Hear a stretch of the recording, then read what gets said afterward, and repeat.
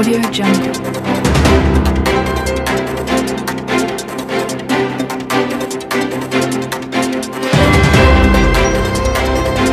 Audio Jungle.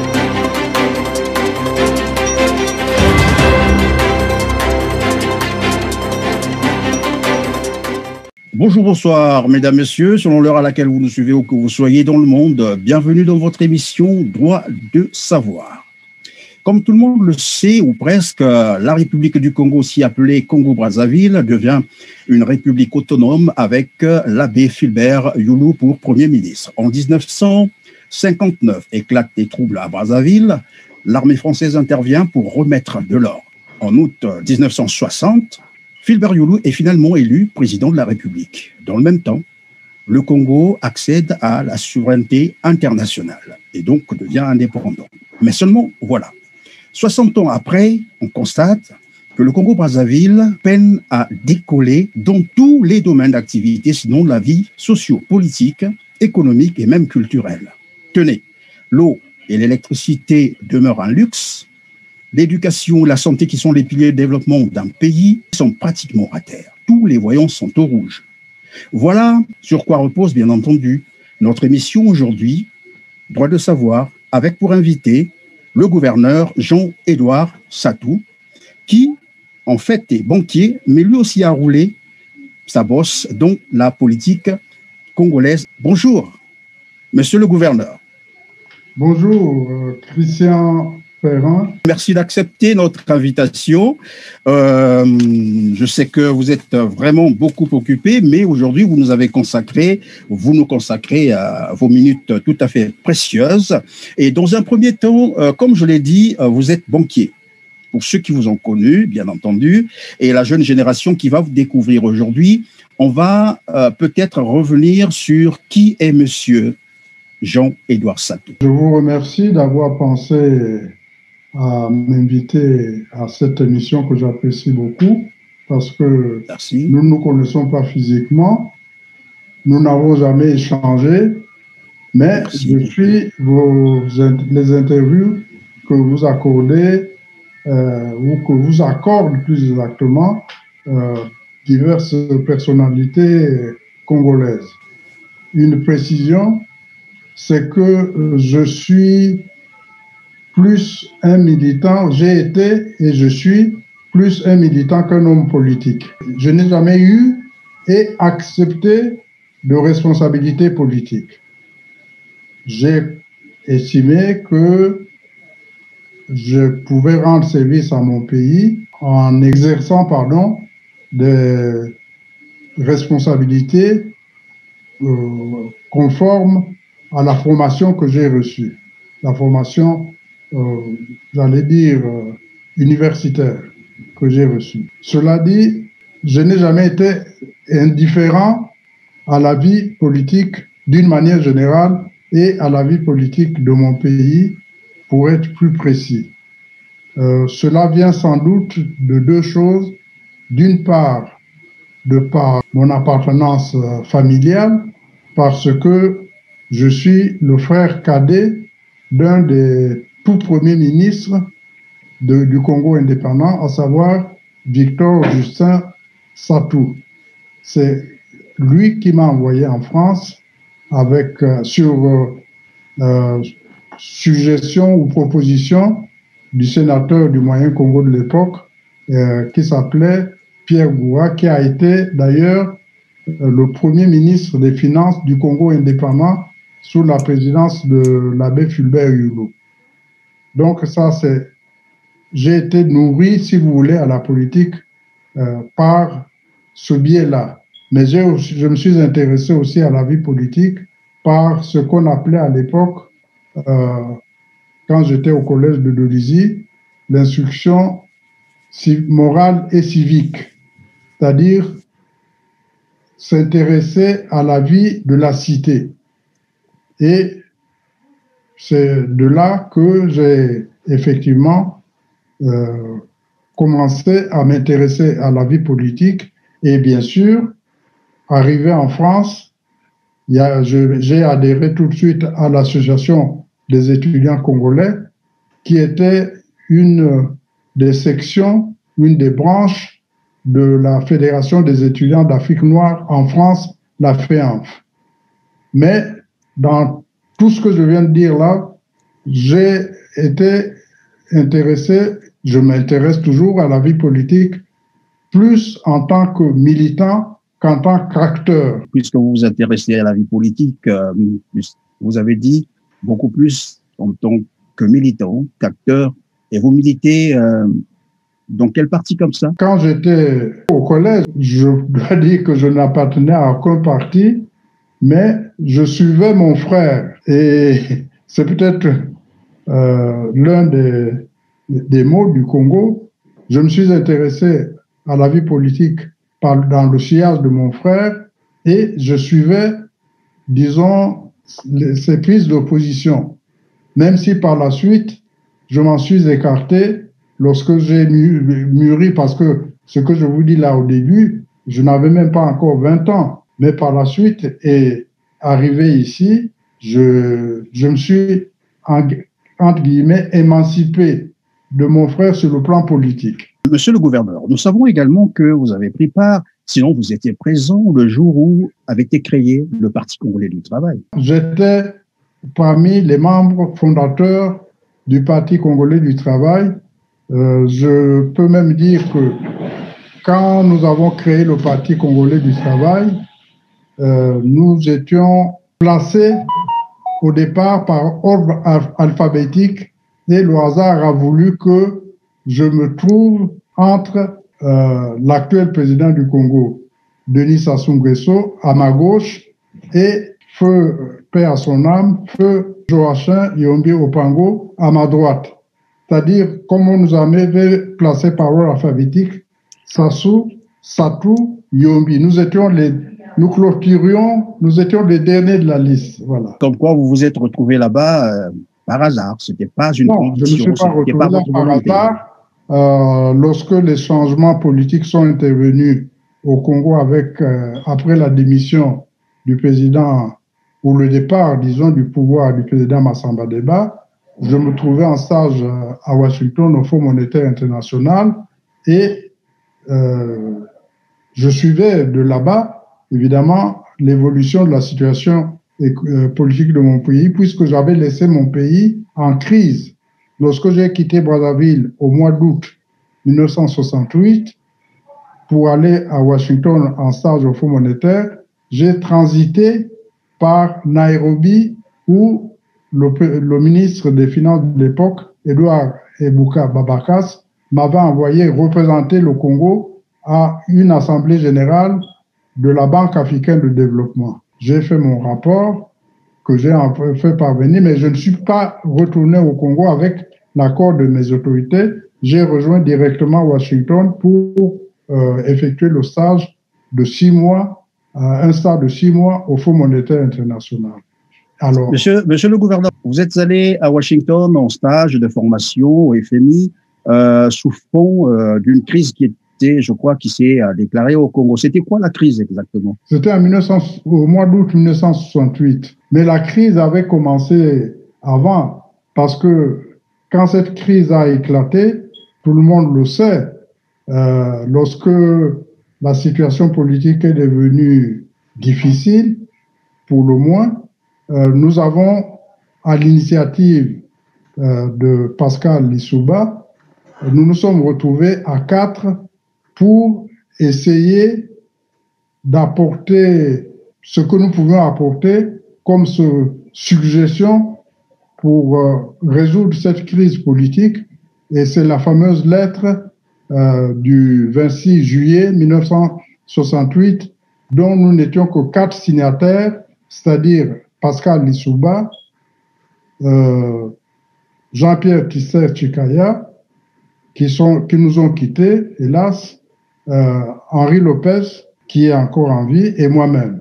C'est la fameuse lettre que nous avions adressée au président Massamba Deba pour lui demander de se ressaisir. Je ne sais pas si vous connaissez la crise, enfin, la genèse de la crise, je n'en sais rien. Je ne peux rien vous dire là-dessus, mais il est apparu que le leadership n'était plus uni. Les principaux C'était un régime à parti unique à l'époque. Ah, d'accord. Le Mouvement national de la révolution, l'OMNR.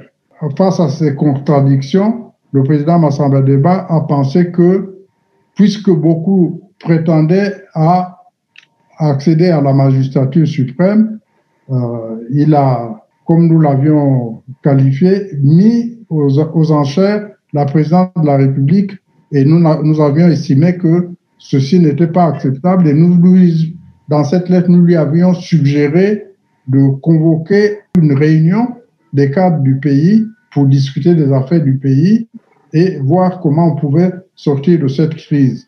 Mais parallèlement à la correspondance que nous avions adressée au président Massamba Deba, les militaires préparaient un coup, enfin un mouvement auquel nous n'étions pas associés ni même informés. Enfin, moi personnellement, je n'étais pas informé, c'est par la suite que j'ai su qu'il se préparait un mouvement politique, parce que dans la correspondance que nous avions adressée au président Massamba Deba, l'une des expressions que nous avions employées, c'était de mettre le socialisme scientifique entre parenthèses. Il nous a été reproché de faire une telle proposition et que c'est comme si nous contrarions, malgré nous, en tout cas, pour moi, c'était à mon insu, ce qui se préparait au plan militaire. Mais finalement, c'est le point de vue, disons, la position des militaires qui l'a emporté, puisque le président Massamba Deba a été acculé à la démission.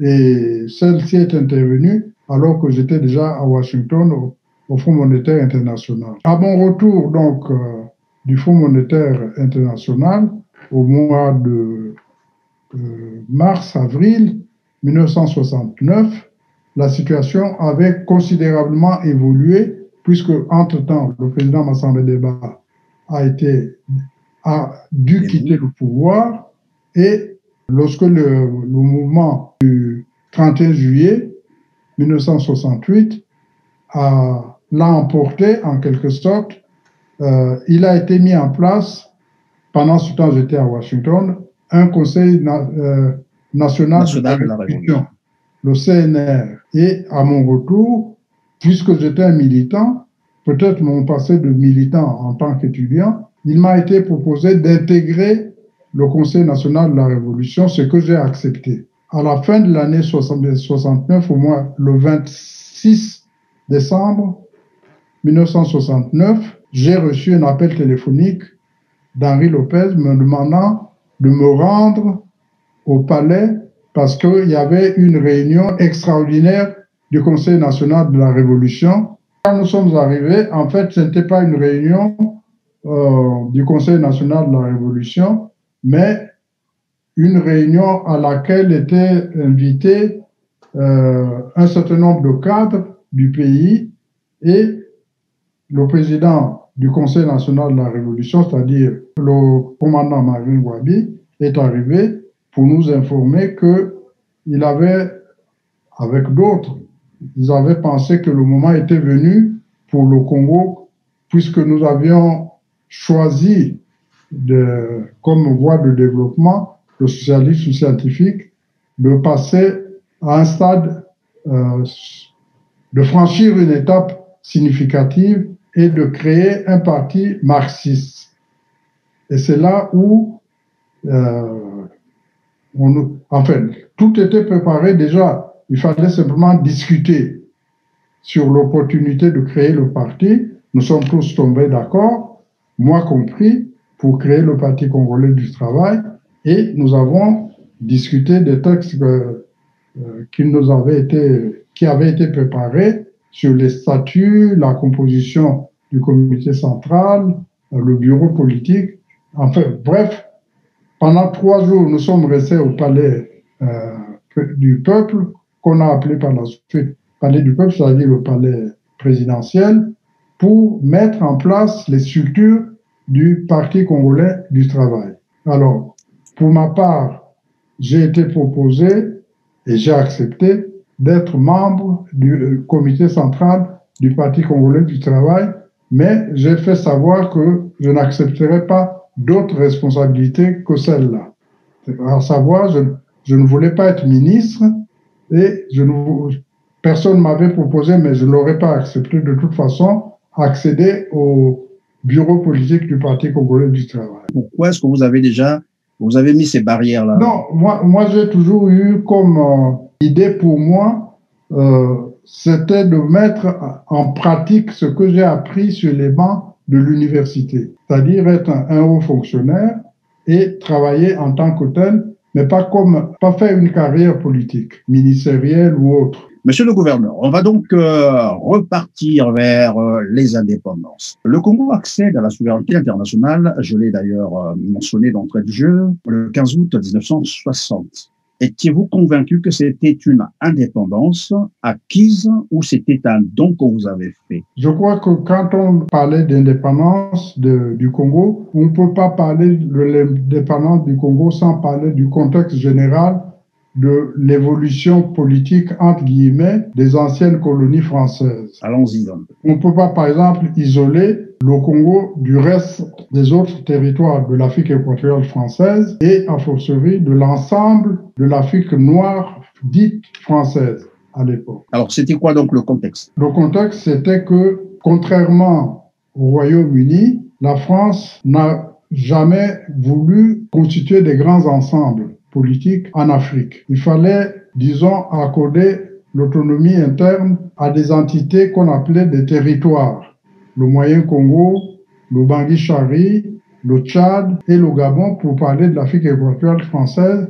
Et en Afrique occidentale, c'était de même. Le Sénégal, le Soudan qui est devenu le Mali, le Dahomey qui est devenu Bénin, la Haute-Volta qui est devenu Burkina Faso, le Niger qui a gardé son nom, et la Mauritanie, parce que la Mauritanie faisait partie de l'Afrique occidentale française. À ces pays que je viens de citer, s'ajoutaient les territoires sous tutelle des Nations Unies, dont la gestion était confiée pour partie à la France, c'est-à-dire le Cameroun, mais c'était le Cameroun oriental, oui, et le Togo. Le Togo qui était, disons, divisé en deux parties comme le Cameroun, une partie qui s'appelait le Togo, entre guillemets, français, c'est la République actuelle du Togo, et l'autre partie qui s'appelait le Togo britannique, alors que au Cameroun, en 1961, je crois, après l'accession du Cameroun à l'indépendance, les deux parties, aussi bien francophones qu'anglophones, se sont réunifiées, sauf une partie du nord du Cameroun qui était restée intégrée au Nigeria, alors qu'en Afrique de l'Ouest, Nkrumah, qui était le champion du panafricanisme, avait estimé que la partie qui était rattachée au Ghana était devenue une partie du Ghana. Donc le Togo a accédé à l'indépendance divisée, si j'ose dire. Une partie qui est le Togo actuel et l'autre partie qui est restée, qui fait partie maintenant du Ghana. Donc dans ce contexte, à l'époque, c'était une politique, lorsque le gouvernement de Guy Mollet a adopté la loi, a fait adopter par le Parlement la loi cadre, c'était pour permettre à ces pays d'accéder, d'évoluer progressivement vers l'indépendance, mais en tant qu'entité autonome, pas dans des ensembles comme l'Afrique équatoriale française ou l'Afrique occidentale française. Maintenant, pour ce qui concerne notre pays, le Moyen Congo, qui s'appelait à l'époque, a pris le nom de Congo, République, entre guillemets, même si ce n'était pas officiel, l'appellation officielle, République autonome du Congo. Pendant la colonisation, nous étions représentés au Parlement français par des députés. Et notre député à nous, au Congo, c'était Jean-Félix Tshikaya. Jean-Félix Tshikaya, oui. Voilà. Mais ce poste déjà faisait l'objet de disputes, entre guillemets, mais des disputes pas violentes, des disputes entre les divers leaders. Les Africains arrivaient dans des partis, étaient plus ou moins membres de partis qu'on disait à l'époque métropolitains, sauf la Côte d'Ivoire, Houphouët-Boigny ayant créé un mouvement politique qui s'appelait le Rassemblement démocratique africain. Et lorsque nos représentants sont arrivés au Parlement français, disons, ils n'étaient pas les bienvenus et les seuls qui les ont accueillis au Parlement français et qui ont accepté vraiment de les prendre en charge et de les former politiquement, c'était le Parti communiste français. Donc, le Rassemblement démocratique africain d'Houphouët-Boigny, avec des sections territoriales au Congo, en Haute-Volta, enfin, dans la plupart des territoires de l'Empire africain français. Disons, pendant la période dite de l'autonomie interne, les territoires ont commencé à forger leur personnalité en tant que telle, c'est-à-dire ne faisant plus partie d'ensemble, mais étant le Congo, le Bangui-Chari, le Gabon, etc., pour ne parler que de notre zone de l'Afrique centrale. Sauf qu'un des leaders politiques de l'époque, qui n'était pas dans le parti de Houphouët-Boigny, qui s'appelait Barthélemy Boganda, voulait à tout prix maintenir l'Afrique équatoriale française telle qu'elle, qu'il appelait Afrique latine, qui devait, dans un stade ultérieur, former une fédération en quelque sorte avec la République démocratique du Congo, qui était encore une colonie belge, c'est-à-dire le Congo belge, et puis l'Angola, qui était encore une colonie portugaise. Les vues de Boganda n'ont pas prévalu et on sait ce qui lui est advenu. Il est mort dans un accident d'avion. Certains disent un accident entre guillemets. Enfin bref, finalement, nous avons évolué. Entre-temps, la 4e République a fait faillite à cause de la guerre d'Algérie qu'elle n'arrivait pas à régler, la 4e République française. Et De Gaulle est revenu au pouvoir en 1958 et c'est à partir de là que le mouvement d'accession à l'indépendance est accéléré. Et pour ce qui concerne notre pays, sous le régime de la loi cadre, c'est le Parti socialiste africain de Jacques Opango qui était aux affaires et le parti de Fulbert Yulu dans l'opposition, et ainsi que le parti progressiste congolais de Félix Chikaya était également dans l'opposition. Par la suite, par un jeu politique dont les leaders de l'époque maîtrisaient les ficelles, puisque la majorité de Jacques Opango ne tenait qu'à un député, le parti de Yulu a réussi à débaucher celui qui faisait, enfin, le faiseur de majorité de l'époque, qui s'appelait Georges Yambo. Georges Yambo était un député élu du parti d'Opango. Avec ce changement de majorité, Opango a été mis en minorité et finalement, c'est Yulu qui l'a emporté et est devenu Premier ministre en 1958 dans le cadre de l'autonomie interne avant l'accession à l'indépendance. Et finalement, bon, il y a eu les événements de 1959 que tout le monde connaît. Probablement les jeunes d'aujourd'hui ne connaissent pas. Un petit rappel serait mieux pour nos jeunes qui nous suivent aujourd'hui. C'était quoi exactement? Comment ça s'est passé?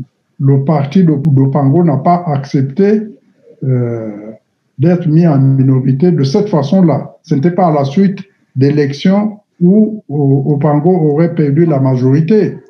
C'était des jeux politiques, des jeux politiciens.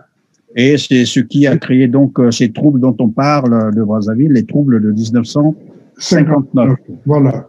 Alors, et par la suite, on arrive à l'indépendance. Comment ça se passe? Alors, par la suite, Yulu et Opango ont fini par se réconcilier. Lorsque le Congo accède à l'indépendance, Yulu était le président, et Opango vice-président. En réalité, c'était une opposition politique, mais d'après ce que j'ai appris par la suite, d'ailleurs, c'était presque une opposition entre guillemets folklorique, parce que il paraît qu'ils se retrouvaient, après s'être affrontés dans l'enceinte de l'appartement, affrontés verbalement, ils se retrouvaient tous les deux que tout ça c'est un jeu politique, mais nous devons bâtir le Congo. Mais malheureusement, il y a eu des morts à la suite des événements de 1959.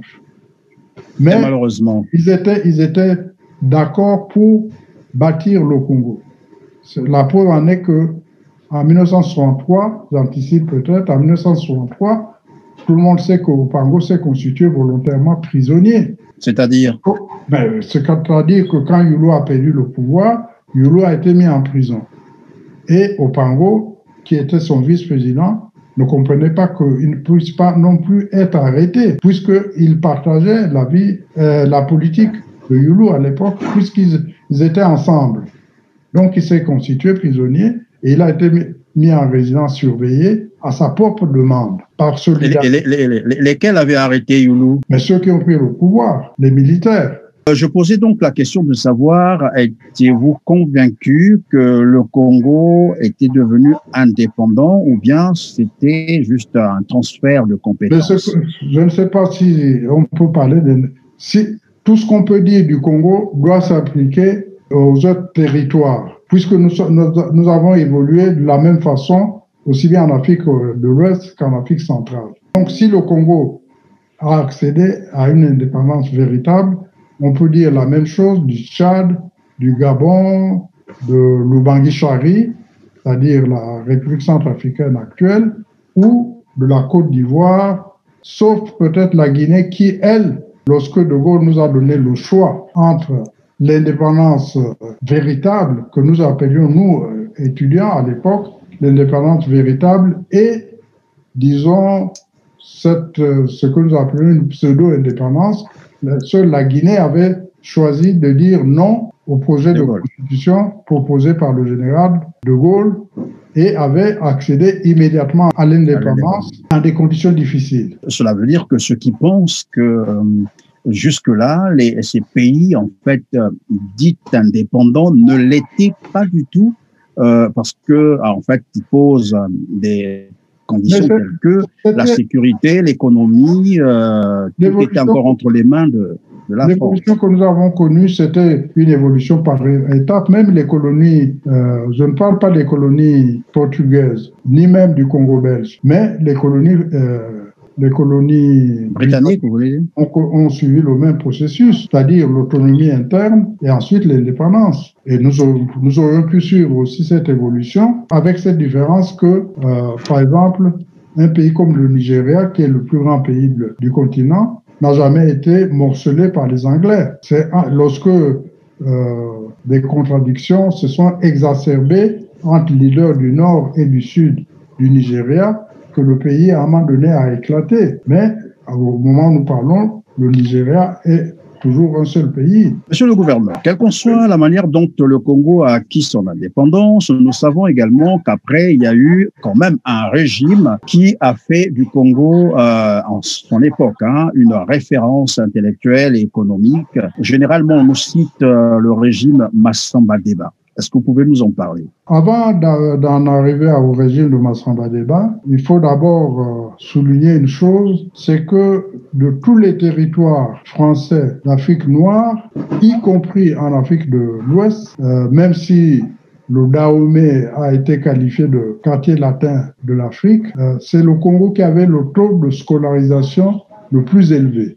En fait, le moyen Congo, disons. Donc, lorsque nous accédons à l'indépendance, nous n'avions pas beaucoup de cadres. Il est arrivé un moment où l'abbé Fulbert Yulu s'est entouré des étrangers, pour parler clairement de Français, qui n'étaient pas favorables à notre évolution. Et déjà, Massamba Deba était dans le parti de Yulu. Il était président de l'Assemblée nationale et devant l'évolution du système politique, il n'a pas hésité à prendre position et à en quelque sorte affronter le président de la République tout en étant président de l'Assemblée et donc de membre du parti de Yulu. Et ce qui devait arriver est arrivé. Il a, par là, les positions courageuses qu'il a prises pour stigmatiser la manière dont Yulu gérait le pays, il a acquis, disons, une certaine aura auprès de la jeunesse du pays,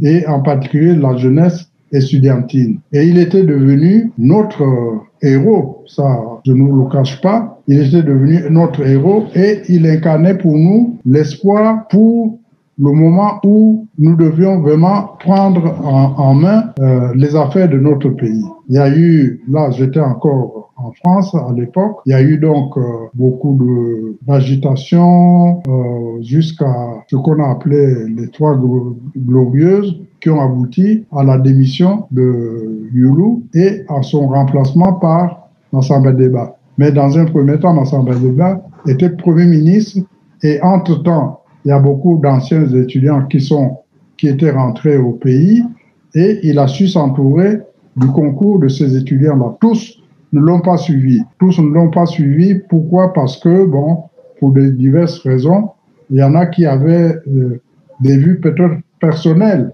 pour gérer le pays et qui estimaient que c'était à eux et pas à un instituteur, en la personne de Massamba Deba, de prendre la tête du pays. Mais je dois dire qu'il y a beaucoup de réalisations de Massamba Deba qui dataient de Youlou, mais surtout, Massamba Deba a montré la voie que nous devions suivre pour réaliser, pour que le pays puisse se réaliser. Et nous l'avions suivi. Mais pourquoi, malgré ce succès, Massamba Deba sera finalement mise à côté? Là, c'est difficile à dire. C'est difficile de répondre à votre question. Il y a beaucoup de facteurs qui ont joué. Premièrement, il y a le fait que parmi nous, il y en a qui pensaient que ce n'est pas avec Massamba Deba qu'on pouvait... Ah oui, parce qu'entre-temps, Massamba Deba avait mis en place un parti en accord avec tout le monde, en quelque sorte, qui s'appelait le Mouvement national de la Révolution. Le MNR. Voilà. Et il fallait choisir. Moi, j'étais encore étudiant. J'étais donc ici en France. Il y a eu un congrès constitutif du MNR et il fallait choisir une voie de développement entre le socialisme bantou, qui était, dont Massamba Deba était l'héros H-E-R-A-U-T, et le socialisme dit scientifique, qui était le point de vue, la position défendue surtout par les anciens étudiants qui étaient devenus des cadres du pays et qui l'entouraient. Nous avons quand même fonctionné tant bien que mal, le pays a tourné tant bien que mal, avec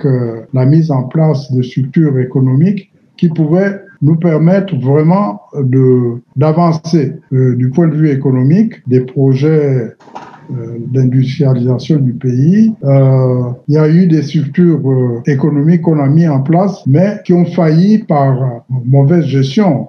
Je crois que des structures telles que pour le commerce, on a appelé l'Office national du commerce. D'accord.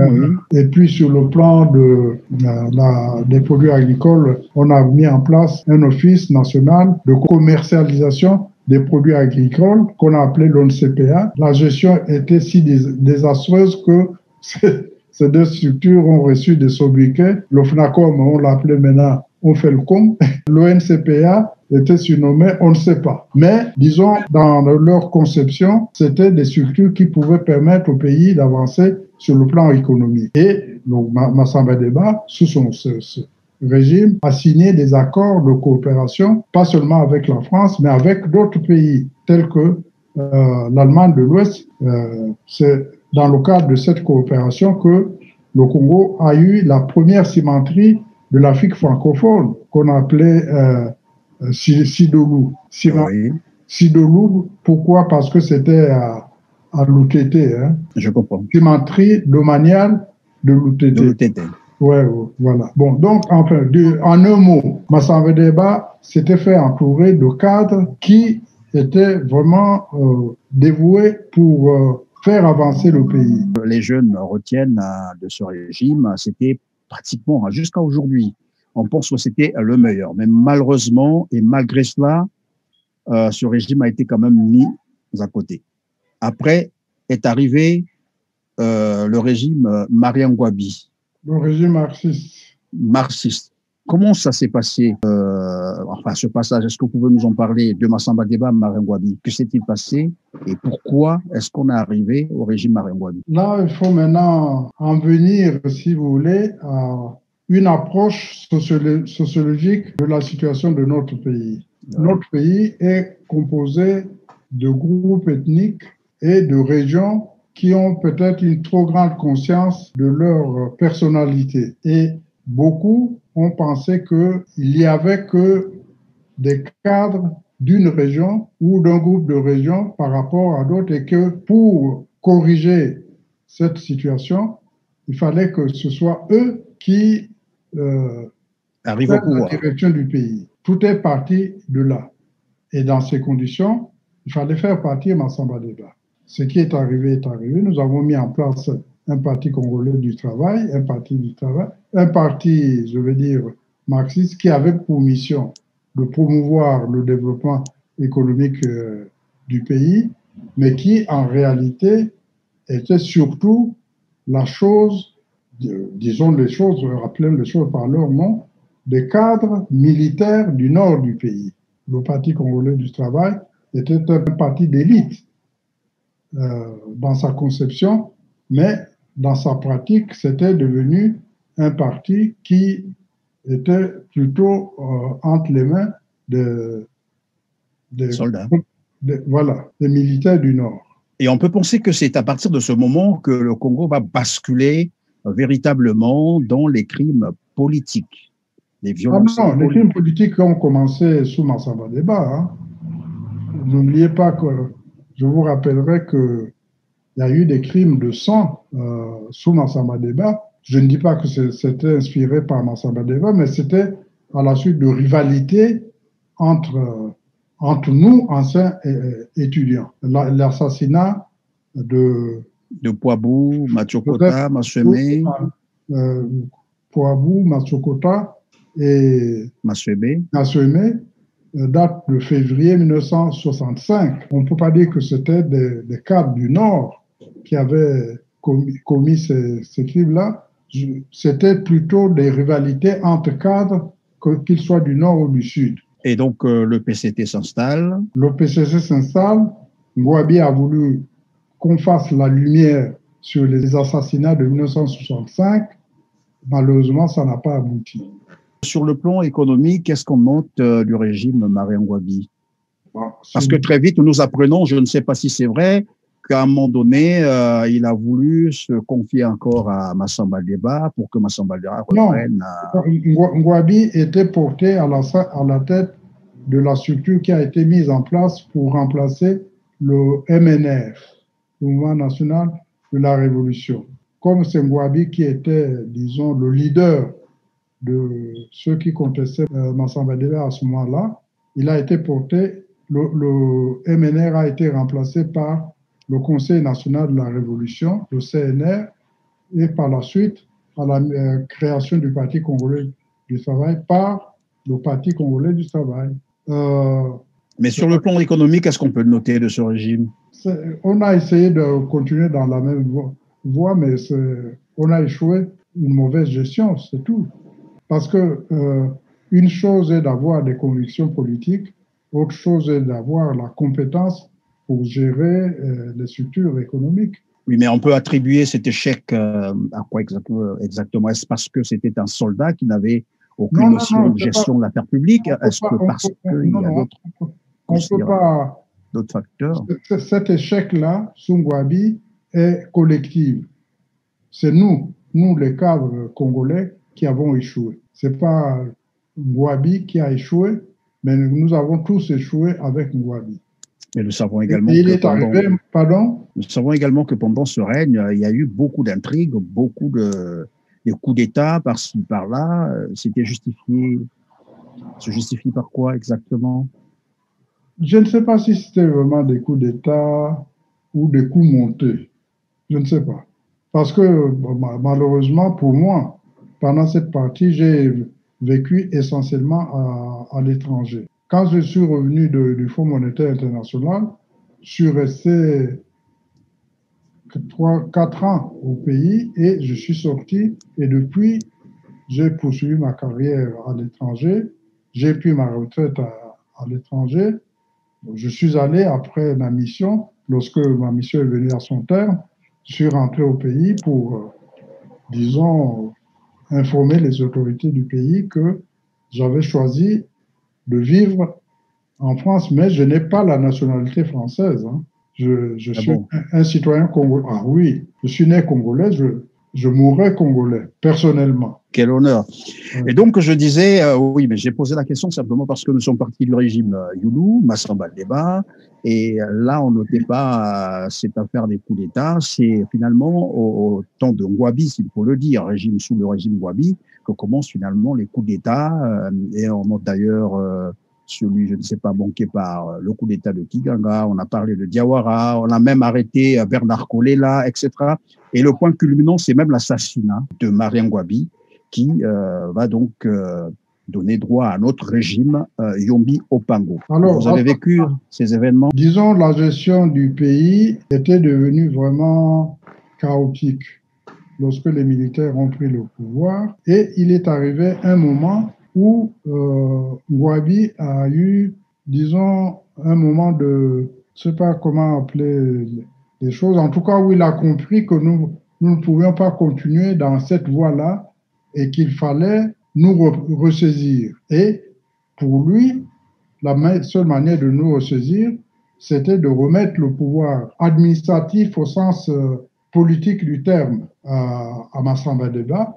C'est-à-dire, quand je dis au sens politique du terme, c'est lorsqu'on parle, par exemple, pour les États-Unis, l'administration de Trump ou l'administration bientôt de Biden. Tout à fait.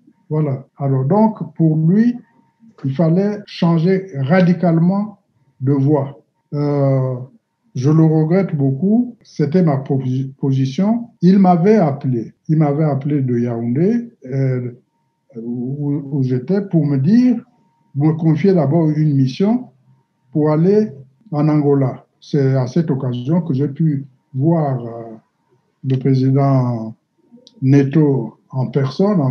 Et de cette mission qu'il m'a confiée, il y avait Gabriel Bokilo qui nous a quittés, il y avait Ange-Edouard Pungui qui est encore en vie, et puis il y avait un autre fonctionnaire. Nous sommes rentrés de cette mission et le 4 mars 1977, comme j'avais d'autres obligations au plan professionnel, je devais rentrer à Yaoundé. Et je suis allé le voir avec les membres de la mission pour lui dire que voilà, lui faire un compte rendu verbal. Nous nous sommes répartis la tâche. On devait lui faire un rapport écrit, un rapport de mission écrit. Et que je viendrais alors lui présenter, avec les autres membres de la mission, bien sûr, ce rapport-là. Ça se passe le 4 mars 1977. Il m'a dit, bon, d'accord. Donc, je suis rentré et il m'a confié à moi qu'il faut que les choses changent. Il faut que les choses changent. Et il nous en dira plus le moment venu. C'est resté plus ou moins énigmatique. Mais moi, j'avais compris personnellement, et je n'étais pas le seul à avoir compris les choses dans ce sens-là, c'est qu'il s'apprêtait à passer le pouvoir administratif au sens politique du terme à Massamba Deba, mais qu'il devait garder quand même au plan politique la direction. La direction, oui. Voilà, exactement. Et donc, si j'ai bien compris, la mission qui vous avait été confiée au niveau de l'Angola, c'était dans ce sens-là exactement?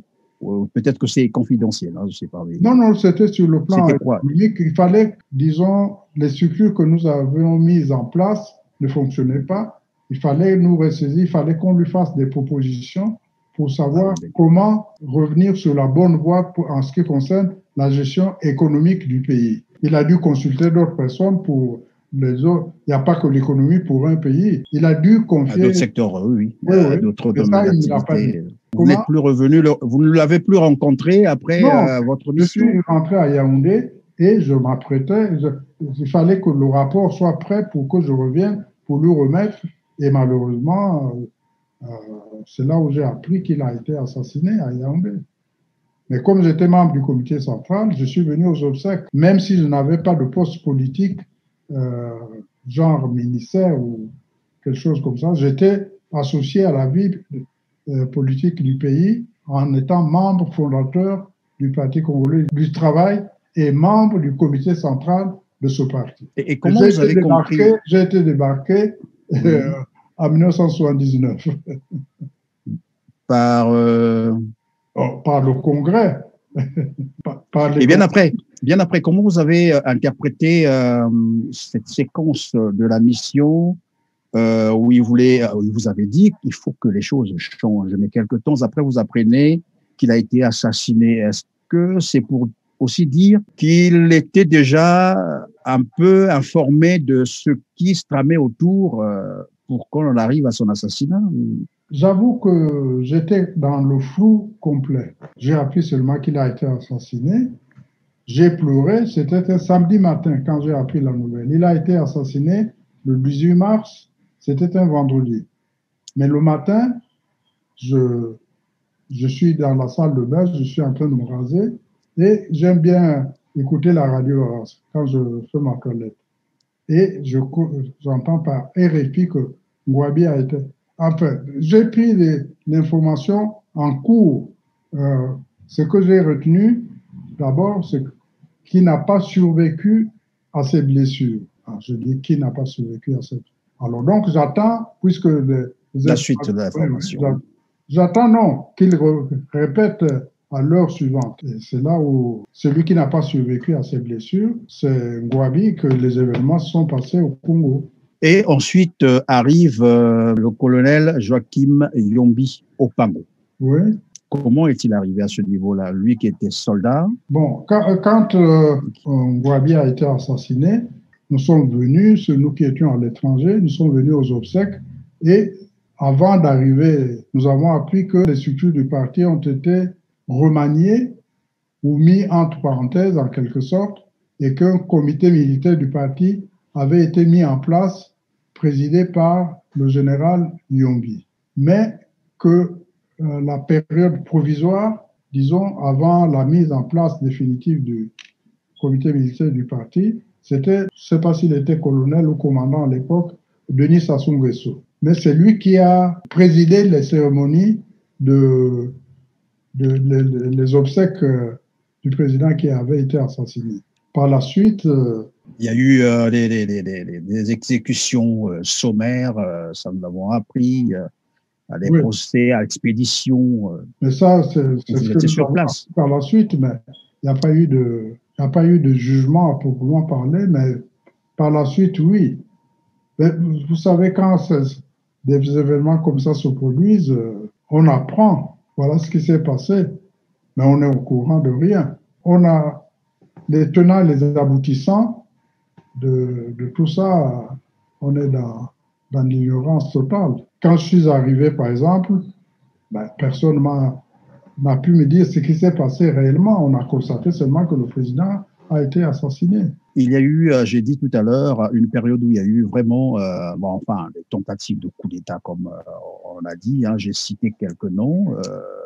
Lequel que vous avez probablement eu beaucoup plus d'informations? Il y a eu le coup d'État de Kinganga, il y a eu Diawara, il y a eu, je ne sais pas si Bernard Kolela aussi était en train de préparer un coup d'État, je ne sais pas, mais après il sera arrêté. Voilà. Lequel de ces événements que vous aviez vécu? Oui, voilà. Oui.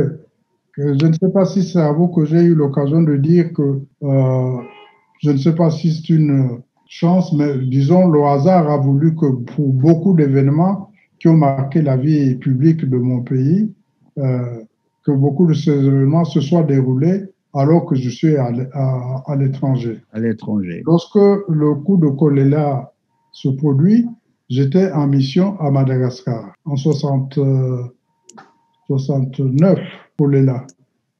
Bon. 70, c'est Kiganga, j'étais en Côte d'Ivoire. 70. 72, c'était le M22, en 72, avec Diawara. En 72, j'étais à Fort-Lamy, enfin, N'Djamena, toujours en mission. Je vous dis, vous allez vous demander quand est-ce que je travaillais. Oui, naturellement. J'étais constamment en mission. Mais enfin, malheureusement, les choses sont passées de cette façon-là. Oui, mais quel sentiment avez-vous eu finalement lorsqu'il y a eu toute cette série de... Mais moi, je n'étais pas dans les services secrets du pays. Donc, un événement se produit, on vient nous rendre compte, nous ne pouvons que accepter la version qu'on nous donne. Bon, pour ce qui concerne Kolela, il semble qu'il ait eu des velléités de participer à un mouvement pour renverser le régime. D'ailleurs, en nous rendant compte, au comité central, Gwabi a eu ce mot pour dire que quelque part, il avait de la considération pour Kolela, puisque Kolela avait eu le courage de dire que jamais il n'acceptera le socialisme scientifique. Donc, il avait le courage de ses idées. Et Gwabi admirait des gens comme ça. Mais néanmoins, il n'a jamais voulu exécuter ou faire exécuter quiconque, d'après ce que je crois savoir. Mais pourtant, tout ce monde en dehors de Kolela a été exécuté sous... Avec Kiganga, ce n'est pas une exécution. Voilà comment ce que Gwabi nous disait au comité central, que tant que nous nous battons, nous avons de part et d'autre les armes à la main, bon ben, advienne que pourra. Oui. Mais si on a le dessus sur celui qui porte les armes devant vous, pour lui, ça doit s'arrêter là, on le met en prison, on le juge, mais il n'est pas question de l'exécution sommaire. Voilà. Mais pourtant, le cas de Diawara, c'est bien le contraire de ces principes-là. Le cas de Diawara, je n'étais plus au Congo. Le cas de Diawara, c'est en 1973. Parce qu'en 1972, quand il y a eu le coup de Diawara, je vous ai dit, à Fort-Lamy. On se retrouve, je rentre de mission, c'est Pungi qui était ministre des Finances à l'époque. Nous rentrons et le comité central se réunit, on nous expose la situation et lui, Gwabi, devait venir en France. Mais au comité central, la décision qui a été prise, c'était on n'avait pas encore attrapé Diawara. Il y a des gens qui étaient compromis dans ce coup d'État et qui étaient au parti. Donc, il fallait les juger. Et pour certains, la décision même qui avait été prise, c'était d'exécuter ceux qui avaient participé au coup d'État. Gwabi nous a réunis. La décision qui a été prise, c'était dans ce sens-là. On s'était réunis à l'hôtel de ville. Mais il était accablé par cette décision du comité central. Nous sommes 4, Henri Lopez, Anatole Kondo, je ne sais pas s'il vit encore, Henri Lopez, Ange-Édouard Pungi et moi, nous avons demandé à aller le voir. Il a accepté. Nous l'avons suivi. Nous lui avons dit, camarade président, il ne faut pas en arriver là. Et il était réconforté. Et le lendemain, il devait venir en France. Nous sommes allés à l'aéroport pour le saluer à son départ. Et je me souviens bien, bon, d'abord, à la réunion du comité central où on a pris cette décision, je suis de ceux qui s'y étaient opposés, mais nous étions en minorité. Donc, le jour de son départ en France, j'ai échangé avec un haut gradé de l'armée qui me dit « Ah, nous, c'est vous qui avez pris la décision, nous attendons le feu vert du président. Si le président confirme sa position, nous allons procéder à l'exécution de ceux qui avaient été condamnés, mais tant que le président ne se sera pas prononcé, nous n'en ferons rien. Parce qu'on peut condamner quelqu'un à mort, mais lui faire... l'exécuter. Sans l'exécuter, et voilà. Bon, donc, il n'y a eu aucune exécution à la suite de ça. Gwabi a fait son voyage, il est revenu, et puis les choses sont passées comme ça. Et entre-temps, donc, parce que parallèlement, enfin, la vie continue, hein, il y avait des négociations pour le changement de statut de la Banque centrale. Et comme c'est le Congo qui menait ces négociations, on lui a attribué le poste de directeur général adjoint et Gwabi, sur proposition du ministre de tutelle Ange-Édouard Pungi, a porté son choix sur ma personne. Et donc, je suis parti, je suis venu en France, où était le siège de la Banque centrale à l'époque. Et puis, c'est après que j'ai appris que Diawara avait été livré par Mobutu aux autorités congolaises et qu'il avait été passé par les armes. Passé par les armes. Et finalement, là, vous n'avez plus cherché à savoir d'où venait la décision. Je suppose que la décision a été prise par les autorités. Je ne sais même pas s'il y a eu une réunion du comité central. J'étais ici. En fait, du fait de mon départ du pays, les instances du parti continuaient à fonctionner. Mais je ne participais que lorsqu'il y avait un événement important et je devais donc, j'étais convoqué comme les autres membres du comité central et je me rendais à Brazzaville pour y prendre part. Est-ce qu'il y a eu une réunion du comité central? Je ne sais pas, je ne crois pas.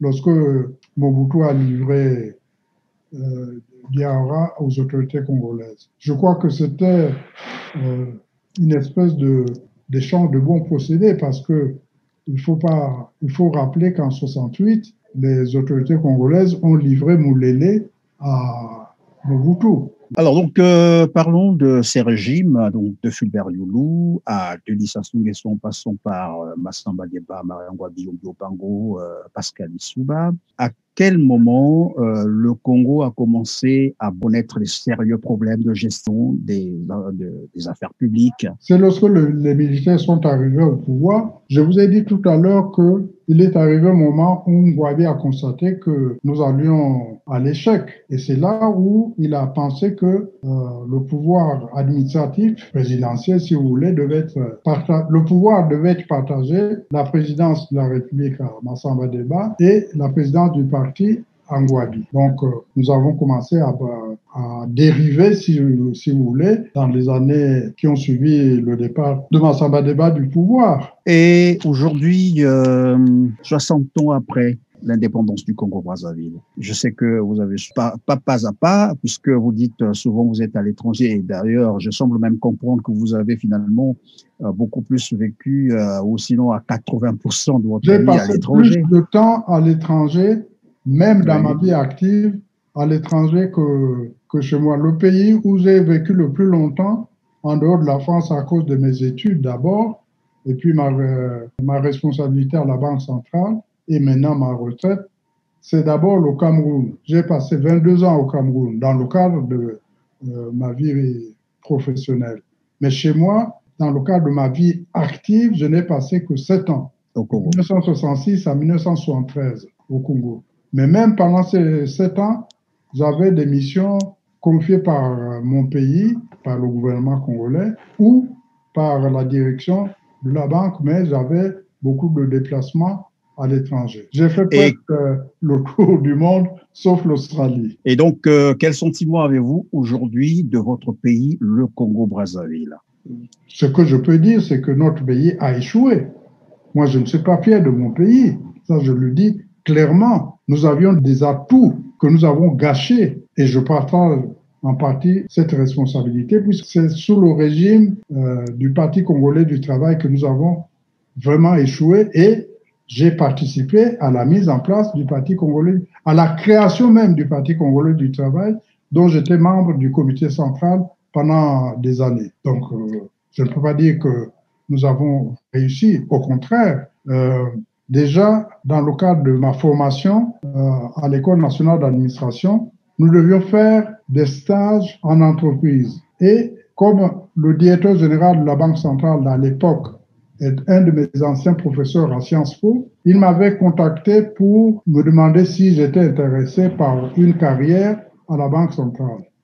Alors, je lui ai dit que j'étais d'accord, mais que je voulais voir d'abord comment ça fonctionne. Bon, donc, dans le cadre de la formation à l'École nationale d'administration, il y avait un stage d'entreprise. J'ai demandé à faire mon stage d'entreprise chez moi, à la Banque centrale au Congo. Ça s'est bien déroulé.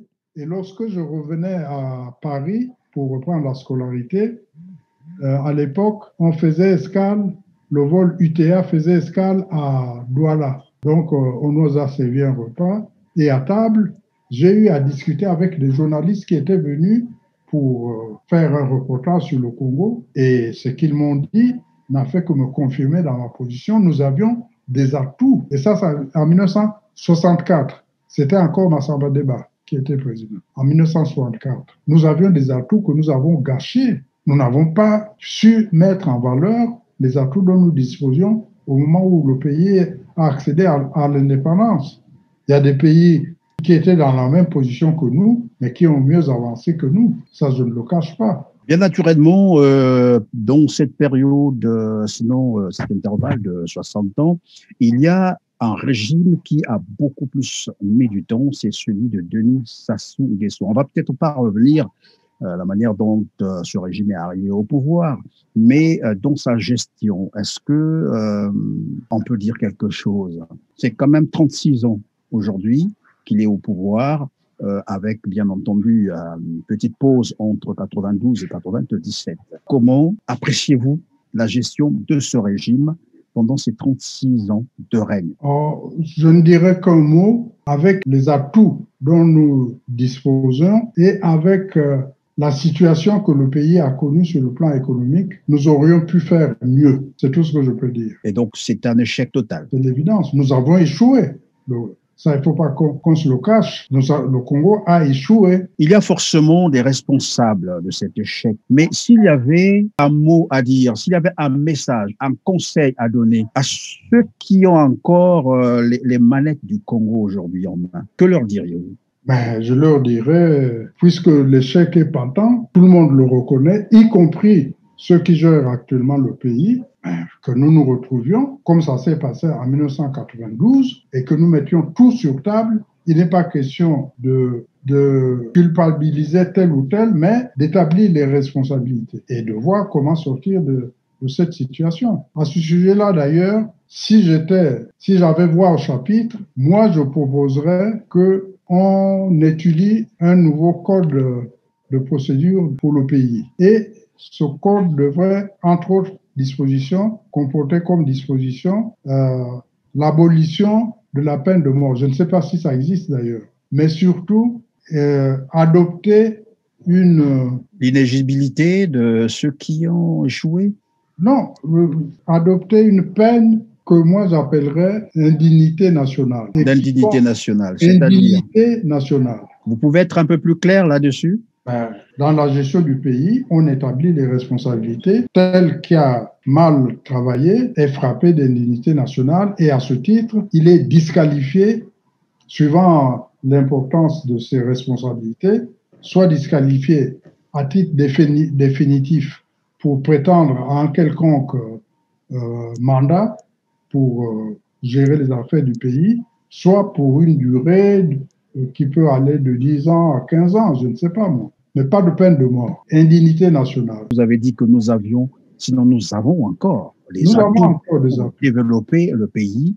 Malheureusement, on se retrouve dans une situation aujourd'hui chaotique. Je l'ai rappelé, tous les indicateurs sont au rouge. Le pays, aujourd'hui, court un endettement lourd, qualifié d'insoutenable d'ailleurs. Et la misère, elle est là, elle est perceptible. Voilà pourquoi je pose la question. Qu'est-ce qui a empêché le Congo? Je reviens à la même réponse, le manque de maturité. Le manque de maturité. Et pour moi, la solution, c'est vraiment de nous retrouver sans arrière-pensée et mettre tout sur la table et discuter, établir les responsabilités et en tirer les conclusions, les conséquences. Merci, monsieur le gouverneur. Pour l'intérêt de nos téléspectateurs, je rappelle que le gouverneur Jean-Édouard Satou est banquier de formation et de carrière, a resté longtemps au service de l'Afrique et de la République du Congo. Il a été vice-gouverneur de la Banque équatoriale française, dont le siège était au Cameroun, où il a passé 22 bonnes années de sa vie, après avoir occupé le poste de directeur de l'agence de Brazzaville en 1969, en remplacement bien sûr du français Alban Griffoul. Jean-Édouard Satou venait là de rentrer de son stage de 6 mois au Fonds monétaire international, le FMI, à Washington en 1969. Jean-Édouard Satou a fait son entrée à la Banque centrale de l'Afrique équatoriale en 1965, après son passage à l'École nationale d'administration France en 1963. Le troisième Congolais de Brazzaville, bien sûr, a fréquenté cette prestigieuse école après Emmanuel Ndebeka et André Milongo. 12e fils de son père, Martin Satou, dont l'aîné était bien connu à l'époque Youlou.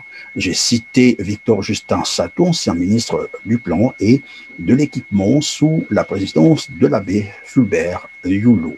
Jean-Édouard Satou est aussi diplômé des Sciences Po à Paris en 1962. Il a fait ses études primaires et secondaire premier degré au Congo-Brazzaville, où il obtient son brevet qui lui donne accès au secondaire deuxième degré en France en 1956 au lycée Pierre Dailly de Compiègne. Après la première partie du bac, il intègre le lycée Marcelin Berthelot à Saint-Maur-les-Fossés. Voilà qui nous a fait donc l'honneur de répondre à notre invitation aujourd'hui. Quant à vous, chers téléspectateurs, je vous souhaite bonne et heureuse année 2021, qu'elle soit porteuse de santé, de joie et de bonheur. On se retrouve très bientôt. Merci.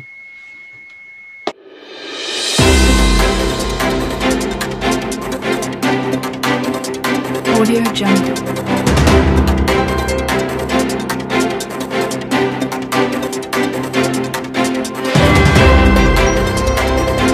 Audio Jungle.